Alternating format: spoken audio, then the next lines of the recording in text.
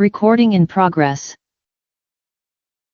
So, hello everyone. LiveChat IR team is here, and we will present just released preliminary data for quarter which ends on March 31st. And the whole team is here. My name is Marcin Droba, and with me is my colleague Łucja Kaseja. Łucja, do you want to start from here? Yes, sure. I welcome you as well on a webinar on preliminary estimated results for Q4, our Q4. That means the period January to March 2023. We, as always, try to be brief. We'll give you about 15 minutes presentation, and then we are very much open to any questions that you have.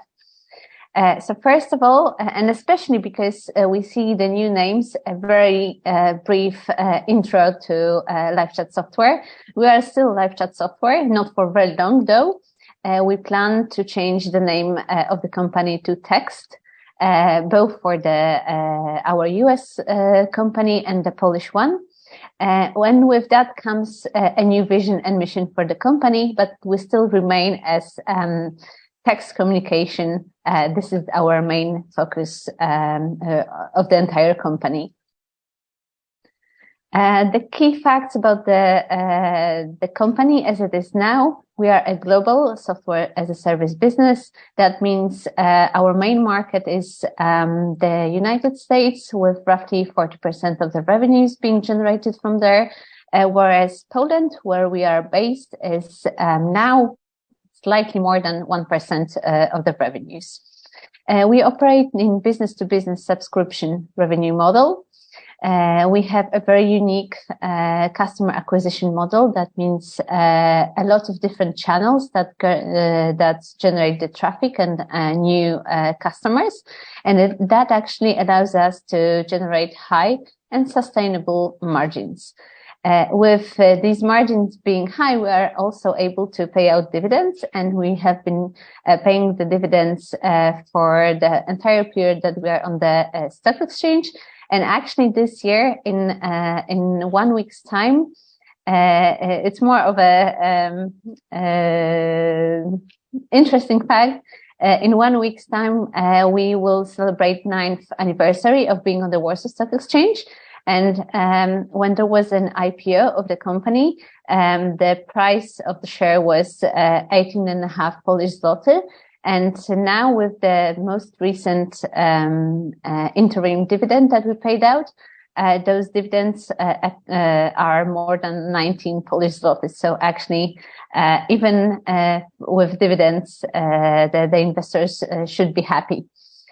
We still have the co-founders within the company, both in the management board and on the supervisory board, and they, with some other key managers, are also the largest shareholder that we have. And of course, products. So we currently have five of them, for being the paid products: LiveChat, Chatbot, Helpdesk, and Knowledge Base. And the most recent addition, so OpenWidget, since November last year, it's actually our first freemium product. I'm probably not going to talk more about the products. There will be some other time for that, but I would like you to give some information about the most recent quarter. So we just those 4 days ago finished the fourth quarter in our case, the last quarter of the financial year, with $20 million of revenues in the quarter. What is important? We first of all receive all the payments in US dollars, and that's also the reason why we provide this information in US dollars. So no matter the country where our customer comes from, it can be Germany, can be Poland, US, or China, for example, all the customers will be paying in US dollars. And as you can see, the last two quarters actually are very good ones. That is because of the price increases, and also this quarter we've seen another increase of the revenues. When we look at monthly recurring revenues, this change is slightly lower, and this is due to the fact of our booking of the revenues. So in terms of the revenues that we receive, the customers can choose between the monthly payments and annual payments. And in the revenues that we just showed you, all the payments, monthly and annual, are booked in the month or in a quarter when they were received. However, this approach of showing monthly recurring revenues, so actually the revenues are here distributed to particular months when for which they are paid. It shows you more, it basically gets rid of the fact of those annual payments. And you can see that MRR in the last quarter increased by close to 1% to $6.4 million, again, US dollars. In terms of the number of customers and actually other key indicators, this is interesting and important. The number of LiveChat clients increased to 37. Once again, we crossed 37,000. It increased to 37,061 customers at the end of March. But what is interesting is actually what was happening in the particular months, because in January, we've seen a decrease in the number of clients. February was more or less stable. And now March, we see an increase.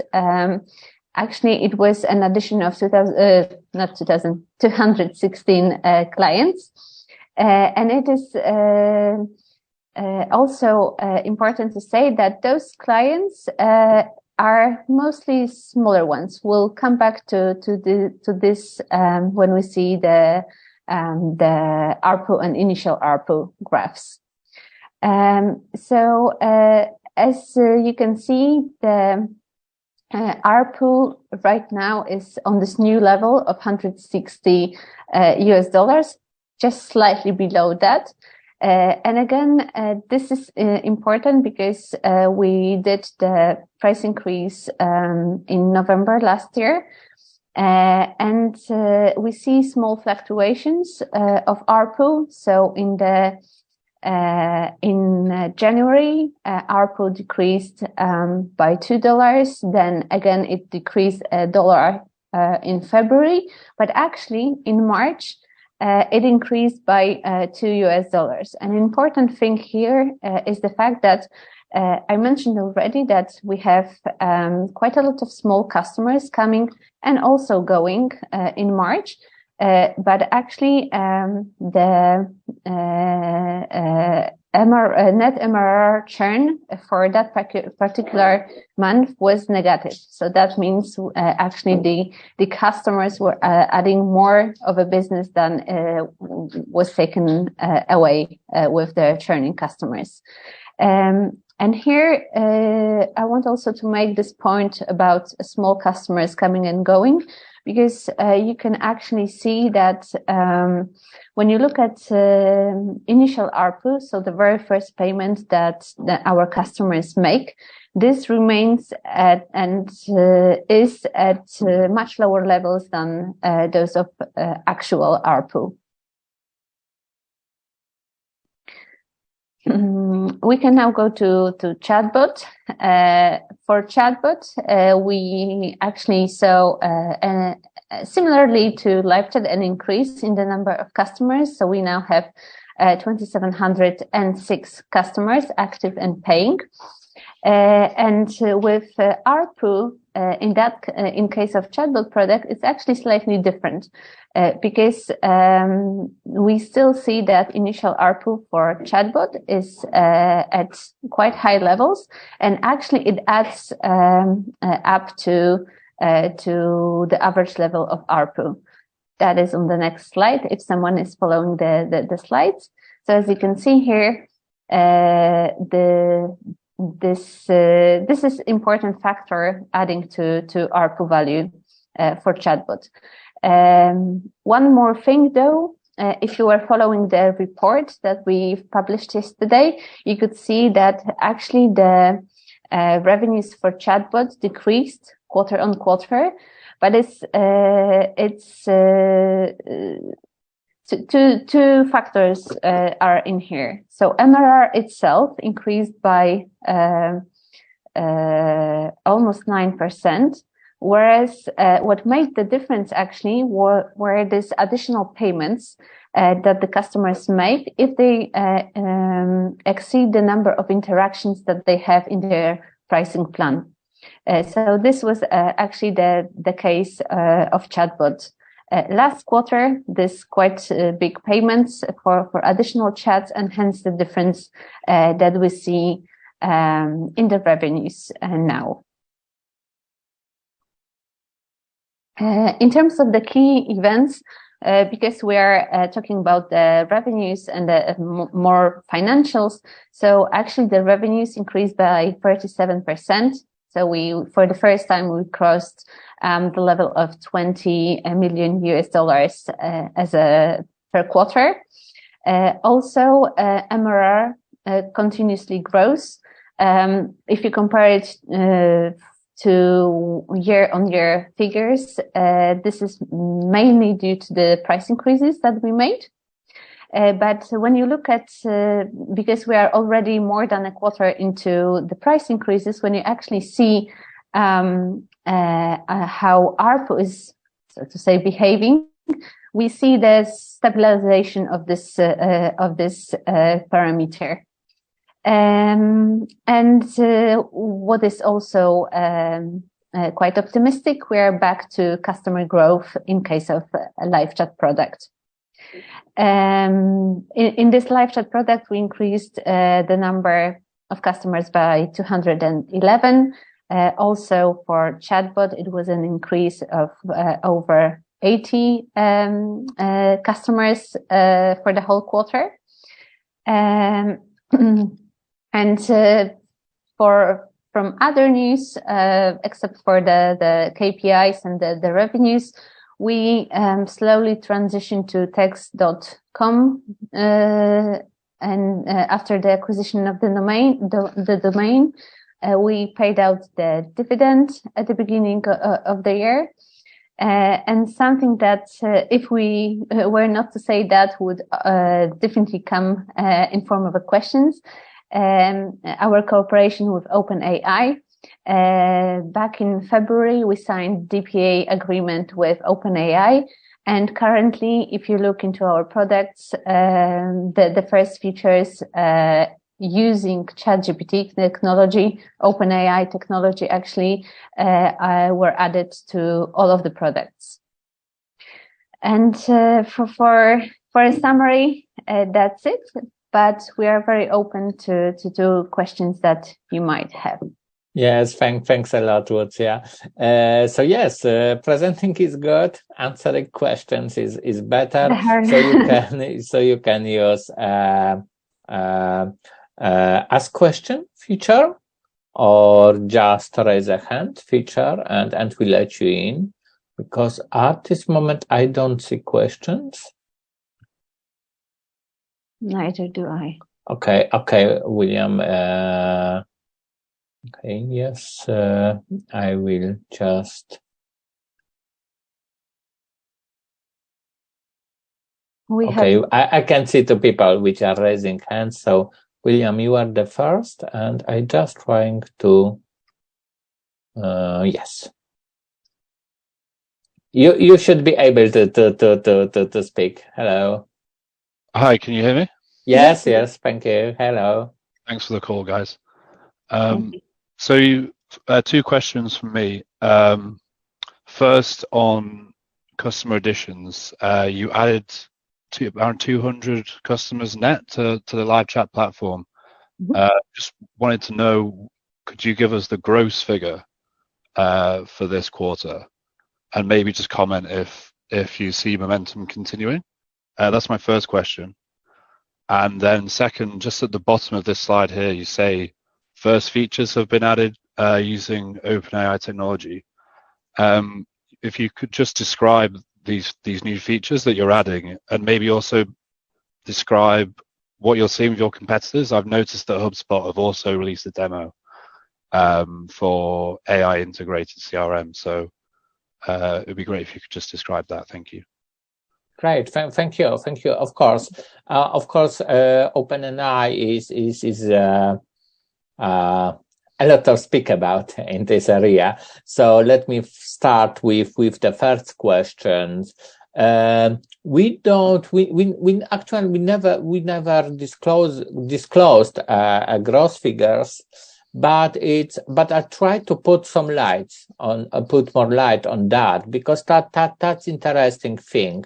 Maybe I will try to start with the churn, because that will give you a lot of color. That will add a lot of color into that, because of course what we saw in the previous quarter was in the effect of changing in prices was a higher churn, of course, and of course we have now a lot of question about churn. How churn looks like, and that should answer your question really, because the churn was very high in November.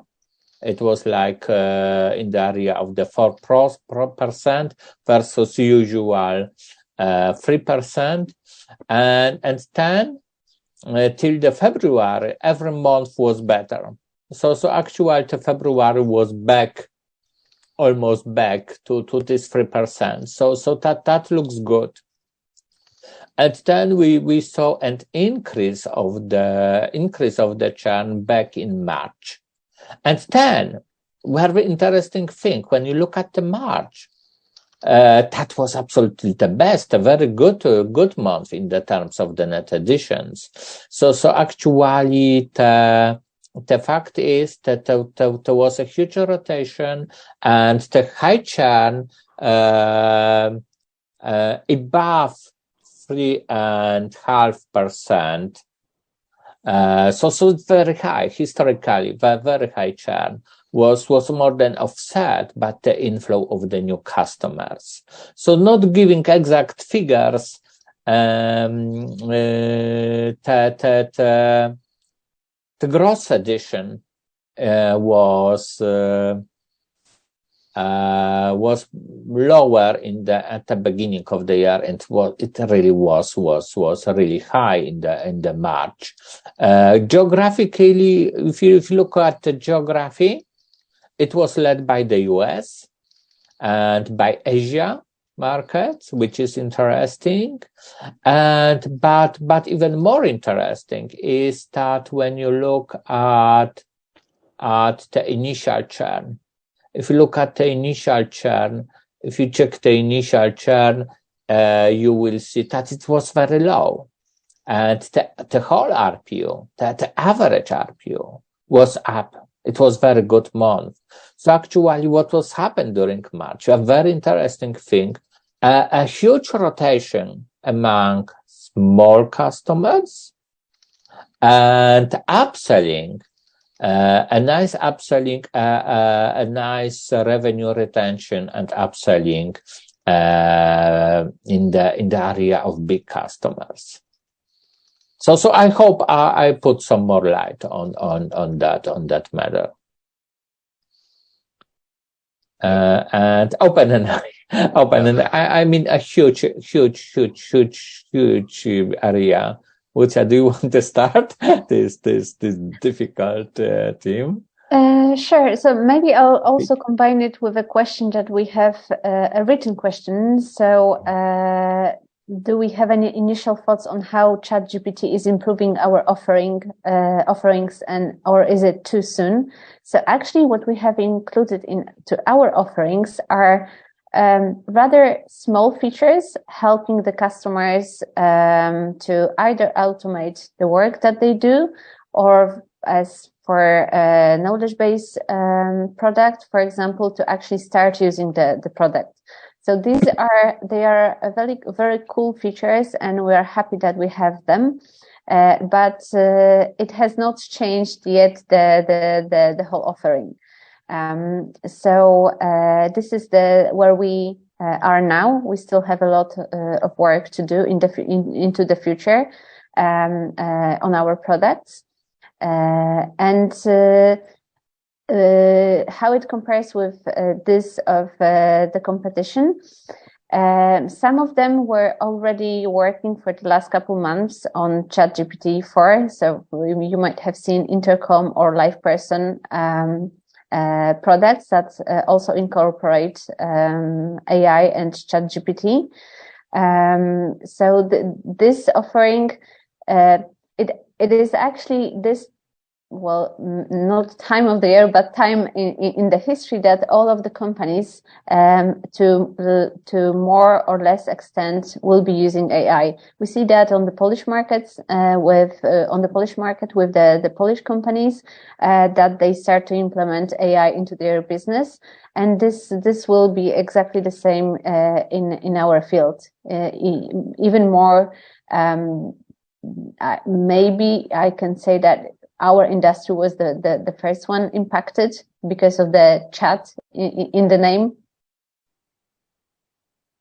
If you look at the LiveChat, I think the biggest, most important for now feature, it would be suggesting answers using AI tools, and it's interesting thing because it was released to enterprise customers. So now it's available in the enterprise plan.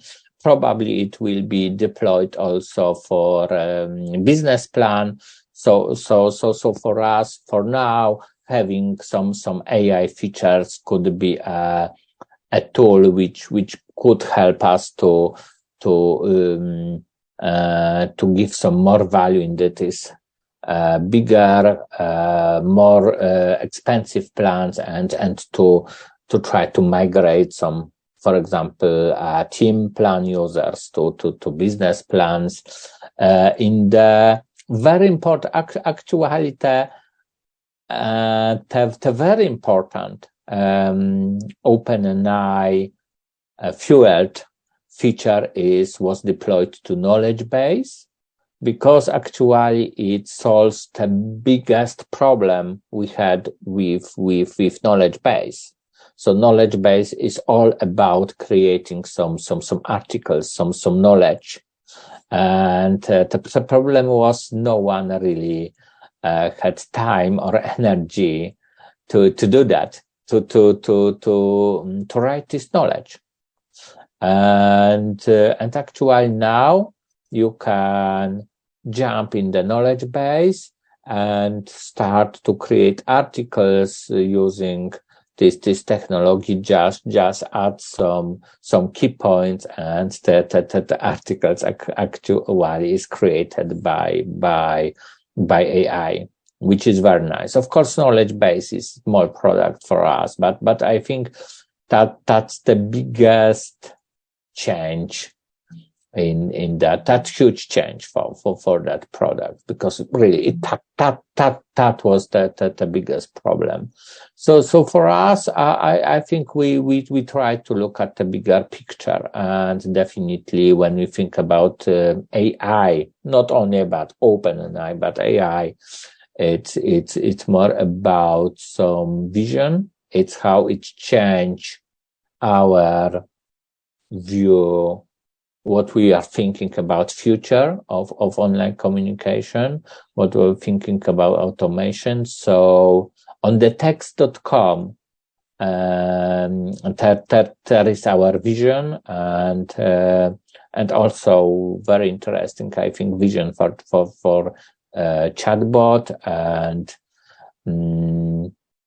and definitely, if you're interested, definitely just feel invited to look at text.com, vision part, and then we can discuss some things, some details, but yes, so the great thing about how OpenAI is constructed and is the fact that yes, we were able to add some things very, very fast. We have a lot of projects ongoing, a lot of ideas.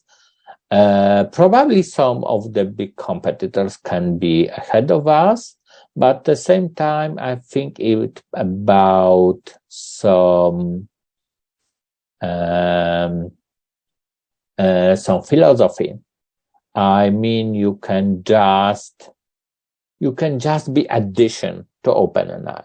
We don't want to be just addition to OpenAI. We want to use that tool to create or alternatives tool or our tools to create some features, to create some value for customers, and not just to be addition to that technology. And that's the harder way. That will be difficult. That would be challenge. But that's the vision for chatbot. And so yes. Please look at that, visit text.com, and of course we'll be happy to continue. And of course we can discuss about OpenAI and AI for hours, because believe me, that's what we are doing in the company. I think we're learning every day something about OpenAI, and there's a lot of new discussion about this technology. Probably all of you heard that the ban that ChatGPT was banned in Italy, that Germany wants to do the same.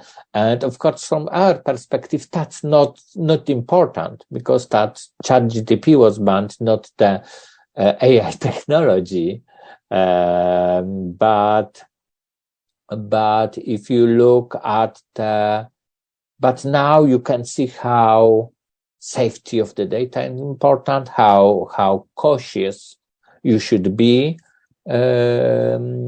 adopting this technology. So I would say a lot of things to discuss, to think about. I mean, we are learning every day, and I'm sure that our people which are working with this technology are learning much more every day. Very clear. Thank you. Thank you very much. And I think Daniel, hello, Daniel. Great to have you here. The floor is yours. Hello. Hi, Marcin, Lucia. Good to see you guys. Great to have you here. I hope I'm not repeating. I think some of this previous question touched a bit on my first question is regarding the price increases. There's tougher environment, as we all know, and there has been. Have you noticed any different trends? And you mentioned the huge turnover in terms of smaller customers, and then you said in the larger customers you're seeing nice revenue and retention, upselling. Maybe some color there on the trends, what type of upselling has been working well, and if there's any difference in trends basically after your first price increase, I think ever, or in 9 years or whatever it is. It would be interesting to get some color on it. So it will be quite difficult to talk about the trends, especially due to the fact that January, February looked different than actually March in terms of new additions. The good thing is the churn. So the churn went down from this north of 4% in November to usual 3% back in February, now slightly up. But that is a very good, we view that as a good indicator of how the clients reacted to the price increase. And now we already are post this price increase. So the majority of the customers are on new pricing, and there are no longer discussions over the pricing, except maybe for those on annual payments. Because if their subscription ends sometime now, they will be faced with new prices. But unless it is a deal negotiated with the salespeople, they either have to accept it or they churn. Got it. Yeah, so March was really different. So we have to wait. Is March beginning of the new trend? I hope so. I really hope so. And I hope that the next quarter will be good. And I think that there's chance for that. But of course, that was just more. We'll see. But yes, maybe just on the upselling then, on the large customers, what are you seeing there? Are they adding more seats? Are they adding chatbot, or what was the big trend there? Rather agents that new products. Other agents, yes.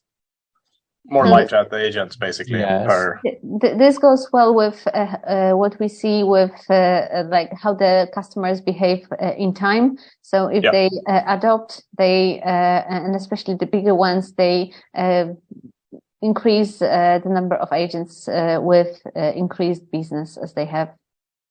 Got it. Lucia, you mentioned that majority of customers are already on new pricing. How is that possible? Have many that were on annual? I don't know if you can't remember if you disclosed this or not, but how big percentage are on annual versus monthly? But it would seem to me, I think you increased it in October. So yeah, the price change was late October. And that applied instantly to all the monthly payments. Well, not instantly, within a month, it applied to all the customers that were on monthly subscriptions. And then it also applied to annual subscriptions. But that will be continued until the end of October, because like with their subscription ending, they are faced with new pricing. So now we are 4 months into the year, like with the new prices, and the annual subscription, they represent definitely less than half of the subscriptions. The majority were on monthly plans. Okay. Got it. So would you even have a number how big percentage are on the new pricing, or you just know it's more than 50 basically? I mean, is it 50, closer to 50 or closer to 100 or somewhere in between, I guess then? I would say 80 perhaps, something like that. Okay. Maybe it's, definitely rough numbers, but would say 80, maybe even more than 80. But I think that's the idea. Perfect. And that applies to LiveChat, because with chatbot, it's slightly different because only the new customers were faced with price increases. So there is no transition into a new pricing model. That has been completely done already. Got it. Perfect. Finally, on the cost side, I know we'll get details on this a bit later when you release the report, but is there anything unusual on the cost side that you think is worth mentioning? Not that we know. So sometimes we have sometimes no, I don't think so really. But sometimes, of course, what is affecting bottom line and results is some FX effects. And really, that's not something we are aware of this moment. If something happened really on that level, we don't have any hedging, and so not sure. But apart from that, really, I don't think so. No. Well, also, really. On the cost side, the team size is roughly the same as it was a quarter ago. So there is no increase here in terms of the size of the team. Perfect. That's helpful. Maybe just last thing then, Lucia, you said on chatbot that it's slightly different because only new customers get the new pricing. What about if I was a chatbot customer? I started my subscription 1 year or 2 years ago. How long will I be on that pricing, and what's the plan there? Will you to ever transition them, or do they get to ride for free, so to speak, because they have been long-term customers? So for now, they have this advantage of being long-time customers with ours. Okay. The same applied to LiveChat customers before, because when we switched, actually it's back into history, 3 years ago, when we switched from pay-per-seat model to pay-per-agent, only that was applied to new customers, and only now in the previous quarter they were switched to the new pricing. So they got almost 2 years of so to say favorable conditions. Got it. Perfect. All right. Thanks a lot, guys. Thank you. Thanks a lot. See you again. Thank you. And we have some more questions, so let's look at that. So we had 2 questions regarding the pricing. I think they were both they were both completely answered. So sorry, guys. We're not going to read them out, but this was about the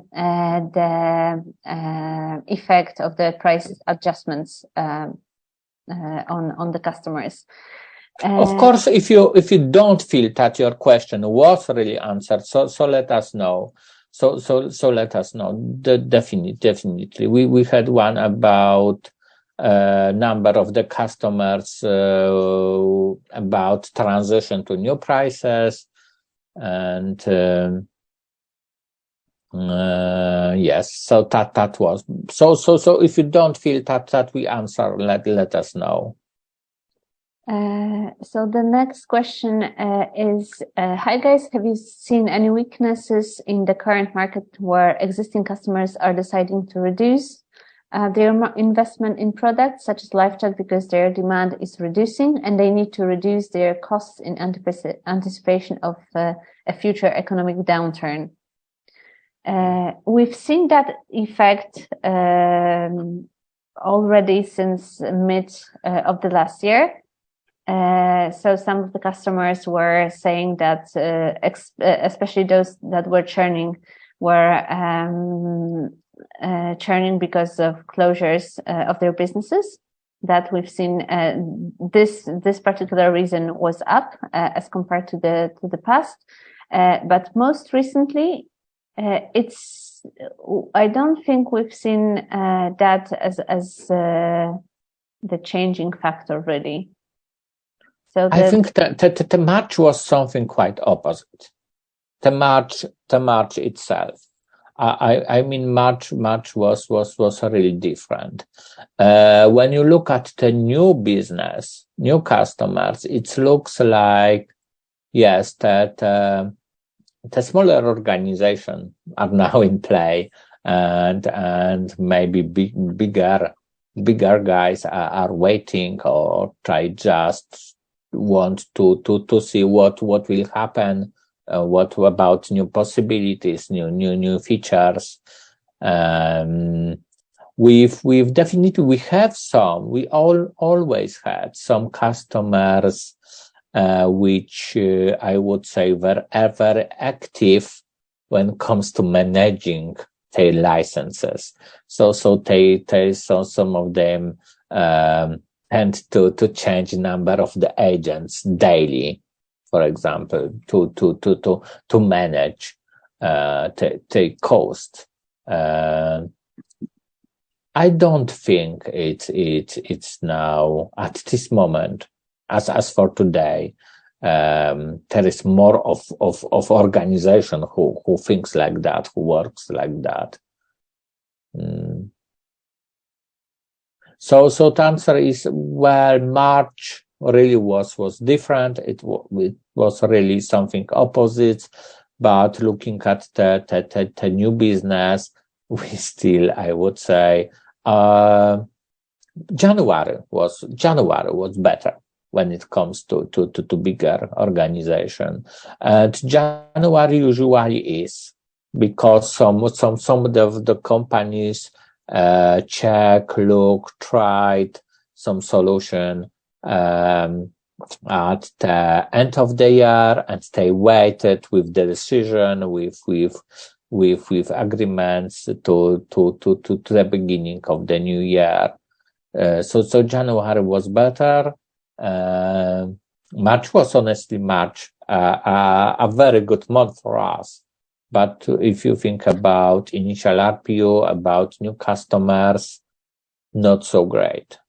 Of course, that there is one thing we are always repeating. I mean, some even huge organizations are starting with very low initial RPO. What is happening? They just testing this feature with the small teams, and they upgrading, and they adding a lot of agents. So we will see what is that happening. We will see. I mean, very interesting. Quarter is this quarter will be very interesting for us.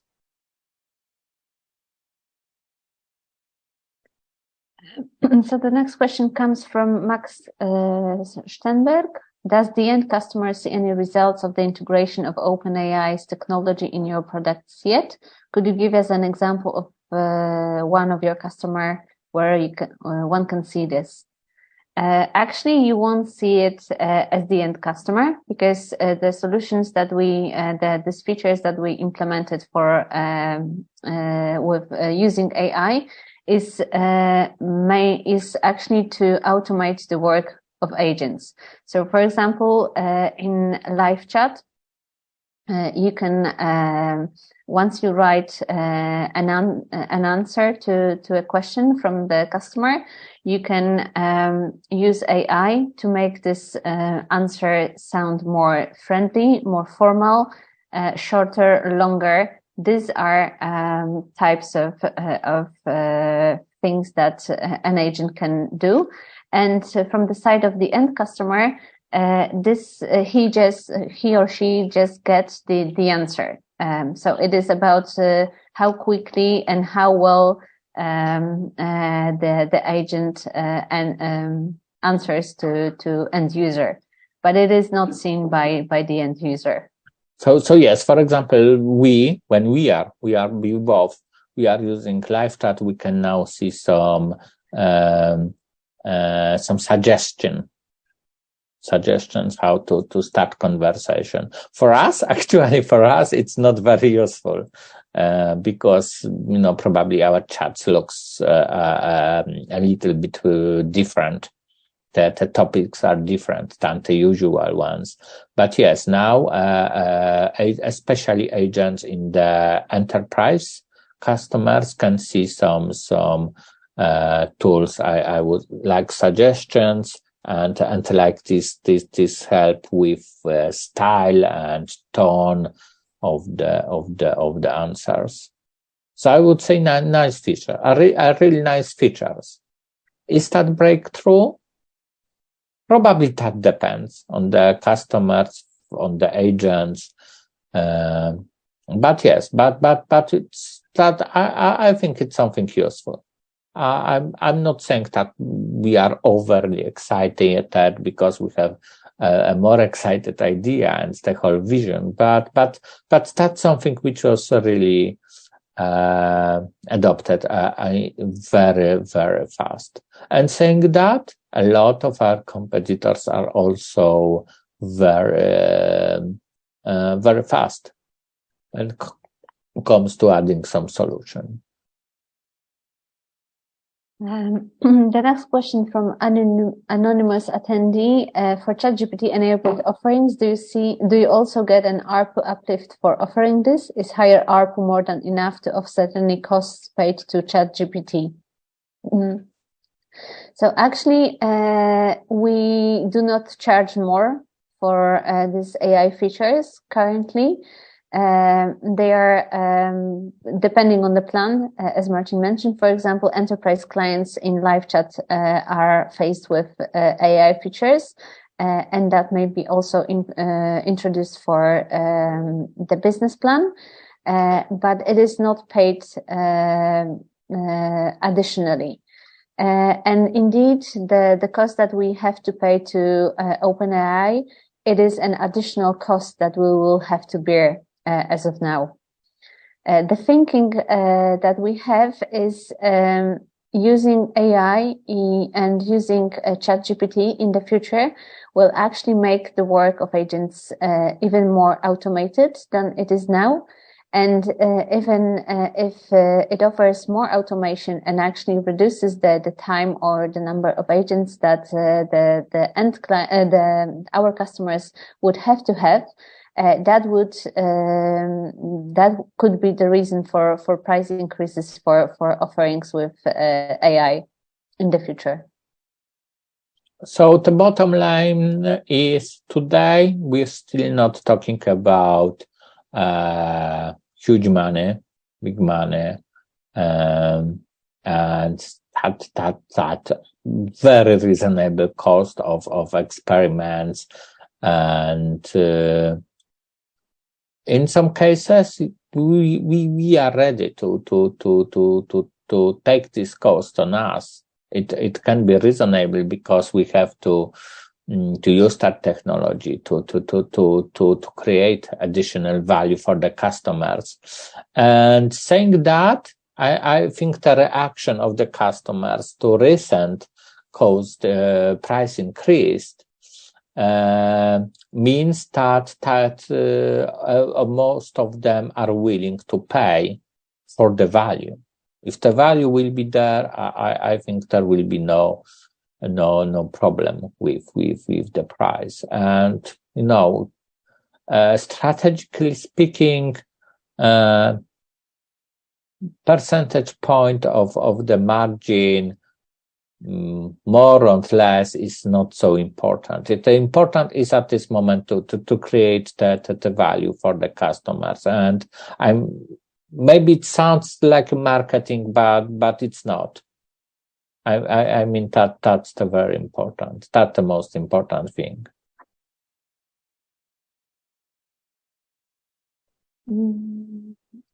We still have 2 more questions and 1 person with raised hand. Maybe we can let him in, Marcin? Yes, of course. Hello, Radim. Hello, Radim. You should be able to speak now. Now I'm hopefully unmuted, yeah? Yes, you are. Okay, thanks, because it was some problem. Thanks for taking my question. Just for me to better understand, when you're trying to attract new customers, are you what percentage are direct sales that your salespersons are trying to reach out to some companies? Or they are let's say, passive, coming from the internet? And how much for you is the acquisition cost of the customers? If you can bring more color, thanks. Yeah, absolutely. Do you want to take it? Yes, sure. Great. So in terms of our customer acquisition, it is completely inbound acquisition. So we have the customers coming to us. We are not outreaching to customers, although we have the sales team on board. But the majority of the work for the sales team is actually to help the bigger clients who come either through partner channel or through directly, but they help them to get through the legal compliance questions, and the sales team is more of assistance to the bigger clients. So it's not that we have a traditional outbound reach sales team. So so let's say you're spending, I don't know, a certain percentage of sales on marketing to be visible when somebody's looking for chat providers? We actually have, the whole thinking behind our go-to-market process is to have the customer come to us. And it is done by many actually channels of acquisition, and it really depends on particular channel, because many years ago already we decided to have the websites in English and all the content in English. That generates a lot of traffic from the customers that are already interested in such solutions. Also, we have a very high position on Google search, so that gives us another 20% of the customers. We pay just a little bit for the ads, the Google ads. And actually, if you think about the paid marketing, it is not something that we do. We actually have other channels that we invest into. For example, partner channel that is responsible for 25% of the new customers, and not directly into paid marketing. Yeah, so we spend a very small money on paid marketing. We are now actually paying for some Google ads. We are doing some retargeting marketing, mostly in the for the chatbot. We have some paid campaigns targeting potential partners, not customers, because that's more effective. And which is interesting, some our affiliates partners, we are splitting revenue with them. If they bring us customers, are using paid campaigns, but that's not our spending. That's not our not really. That's their money. Understood. And so, for you, for example, you're basically globally exposed to. You're not like saying now we want to expand more in Asia or Latin America, because you're basically available global-wise, if I'm understanding. Yes. Actually, if you look at our strategy, we are very focused on the US. So when we think about our model, let's say model customers, we think about US company. And I think that's the most competitive market. So actually, if we can win there, we can win anywhere. But in the results, and also the great thing is about English. I mean, everyone looking for the English knowledge. Actually, English is, the common language, a new common language. So it's good because we can concentrate really on English. Mm-hmm. Understood. I know there were a lot of questions about price increases, but just to better understand, you have been increasing the whole, let's say the price list, like the base offer, or was it that you were adding extra products which you are charging more to the customers? No, in our case, it was a 25% increase for LiveChat product across the plans. Okay. With some additional increase that resulted from changing the pricing model. And that is, we had some legacy plans on pay-per-seat model that was allowing to have a high number of agents, but just a small number of seats. So a small number of agents were able to be online at the same time.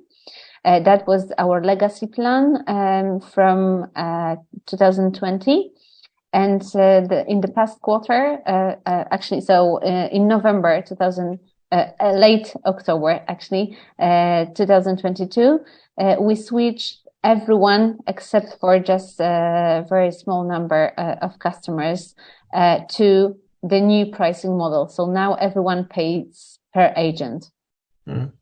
That's the history. And going forward, you still want to be more trying to gain higher ARPU, or is it now you were satisfied with the pricing level and you want to again concentrate on growing the client base more? We're definitely in a year's time, we are not planning another increases. That's because this increase was the first one in a couple of years. So we wanted to see how the clients were behaving. We wanted to check it internally, how that process goes. But what we've learned from that is definitely that we will be making those price updates more regularly than in the past. And having said that, indeed, now the growth, like we were always concentrated on the growth of the customers, and this will be important for the next periods. Mm-hmm. Just the last questions. What is the expected organic growth of this market? Do you have any estimates for that? That is a very hard question because everything has changed with ChatGPT. So it's cool. For now, I do not really have the forecasts for LiveChat market specifically. If I can see now such forecast, I wouldn't believe that, honestly. Because why these figures not that different, really, I wouldn't be convinced at this moment. With full the respect for the people which are making that forecast, I wouldn't be convinced by any numbers now. I mean that what we can see, it's a huge change coming. So really, we are assuming that the growth is here, that will be here. And the huge change, then definitely huge change on the market. And maybe one more thing about products, because that we didn't say a lot about text.com. As you know, we bought this domain, and recently we just learned that the co-founder of HubSpot just bought a domain called chat.com for the 8-digit value of the transaction was what, the 8-digit number. So, well, much higher than we spent for text.com. And actually that was very interesting, transaction. Because that was his private transaction, and actually he thinks that it's just investment, but why text.com is so important. Also, one of the many reasons for that actually was the fact that if you think about today about our products, they standalones. Of course, if you buy LiveChat, we will try to, in product, to show you our other products. But definitely LiveChat is standalone, sold on livechat.com. Chatbot is, well, it's very often used with LiveChat, that's true. But a part of that is standalone, sold on chatbot.com domain. Helpdesk is completely standalone. It can be integrated, but we don't have a lot of cross-selling, and it's sold on helpdesk.com. The same with other two products, and that will stay. I mean, livechat.com, chatbot.com, the very strong domains, which helps us, will stay. But text.com, it will be also a tool which will help us to bring this to show the strength of this product joined together, and also be start because we never did that, to offer some bundles, some crossovers.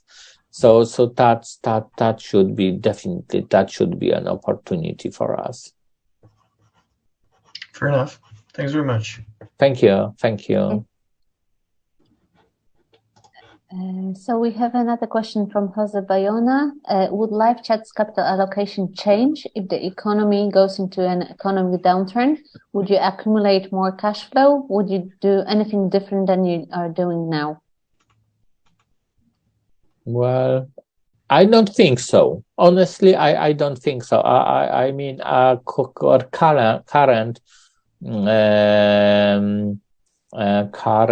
policy on that matter is giving us a lot of safety. So even looking at the problems some companies had with the banks, we are safe.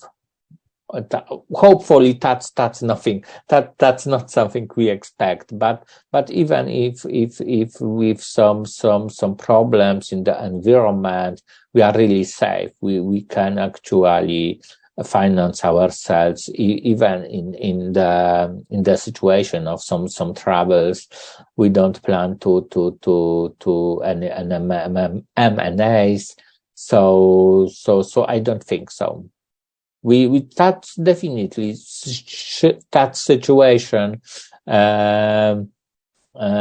is something we monitor.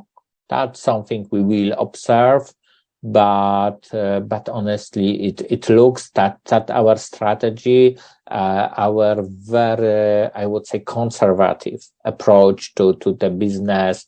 I mean, we don't have any debt. Should be enough for now, hopefully. Then we have another question from Shuo Yang. Can you comment on wage inflation situation generally for technology sector in Poland and hiring intentions for future year?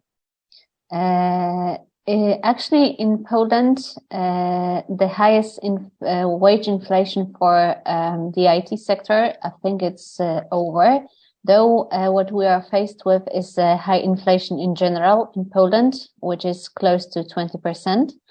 So that still puts a little bit pressure for the salaries. However, what has changed in the most recent time, we've seen the layoffs in IT companies abroad. And also we started to see the first layoffs in Poland. So that, I guess, changes the IT sector in Poland.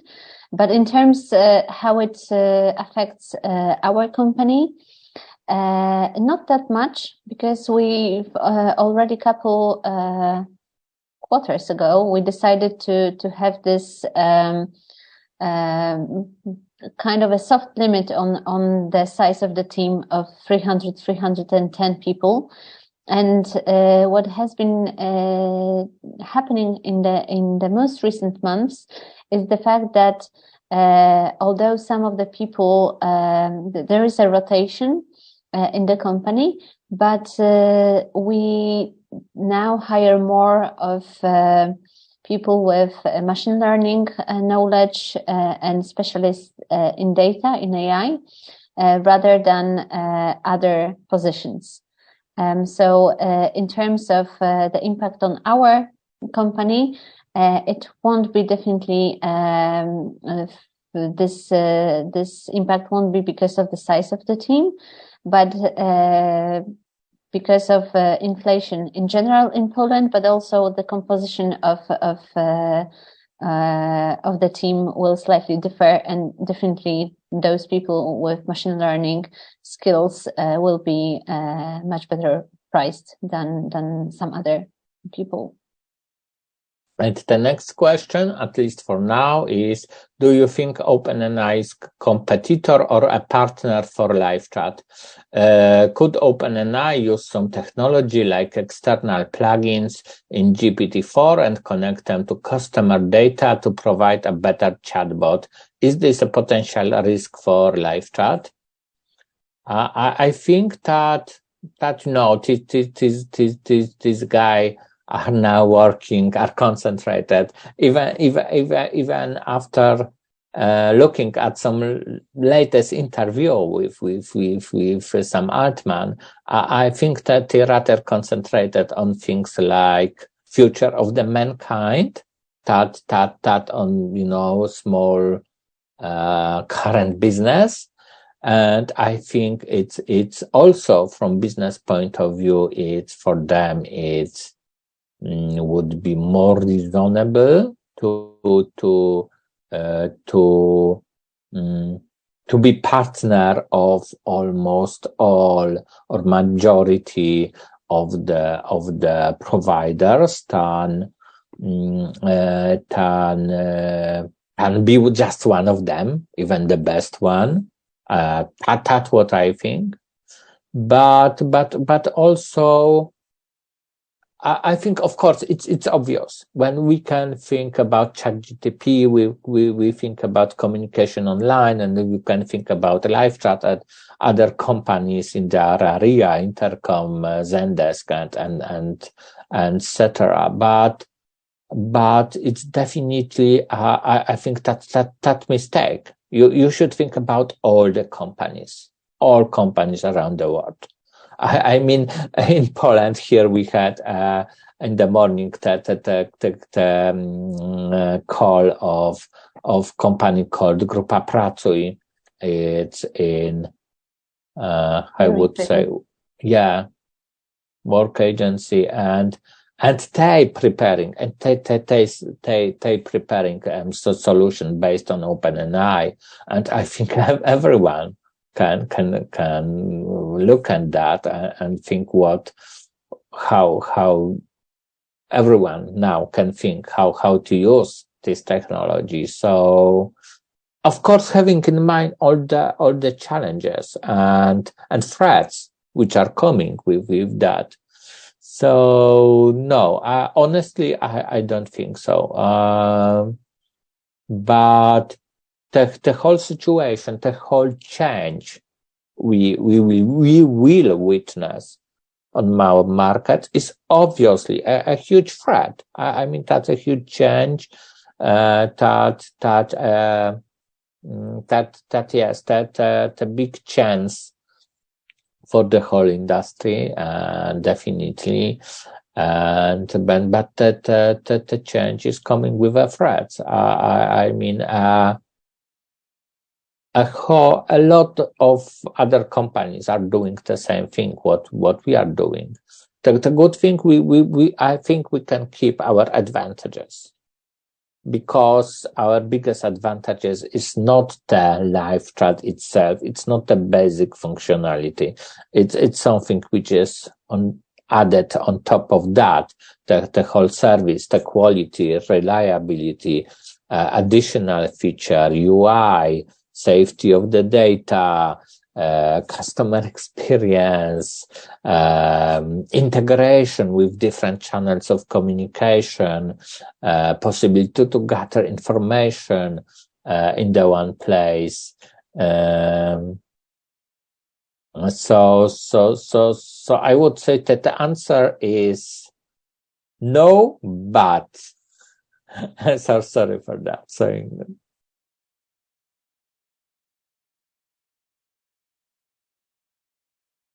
So, as of now, we have answered all the typed in questions, but if you have more, please do ask them, either in a written form or by raising hand.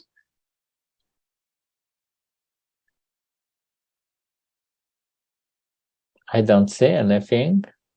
In that case, thank you very much. Thanks you for your time. Thanks for being here. It was a pleasure. And of course, let's stay connected. Please contact us if you have any questions, and we'll be happy to discuss the next results in the future. Thank you. Thank you very much. Goodbye. Have a good day. Recording stopped.